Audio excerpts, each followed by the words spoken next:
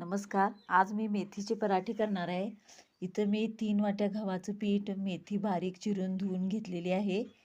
तेव्हा त्यामध्ये जराशी चटणी, 1 चमचा चटणी, जरासं हळद, हिंग आणि चवीपुरते मीठ घालायचे. आणि मी ही पेस्ट करून घेतलेली आहे. झालंच तर लसूण, मिरची, आलं आणि थोडंसं जिरं. बरं, हे आता आपण सगळे मळून घेऊया. थोडं थोडं पाणी घालायचं, कारण मेथी देखील ओली असते, जरा धुवून घेतलेली आहे.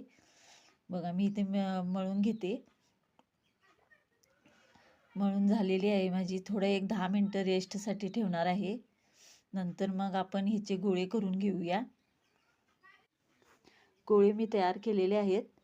आता मी छोटे छोटे आपण पराठे कसे लाटतो तसे आपण लाटून घेऊया. तवा देखील मी गरम करायला ठेवलेलाच आहे, लागलंच. खूप छान होते, मऊ खुसखुशीत. गरम गरम खाल्ल्याने तर खूपच छान लागते. चला, माझा एक पराठा तर लाटून झालेला आहे. तवा तापलेला आहे, लगेच मी भाजून घेते. तुम्ही कसे करता पराठे हे देखील मला नक्की सांगा. तेल मी लावत आहे पराठ्याला आणि छान खुसखुशीत भाजून घ्यायचा पराठा आपण. हा दह्यासंग, परत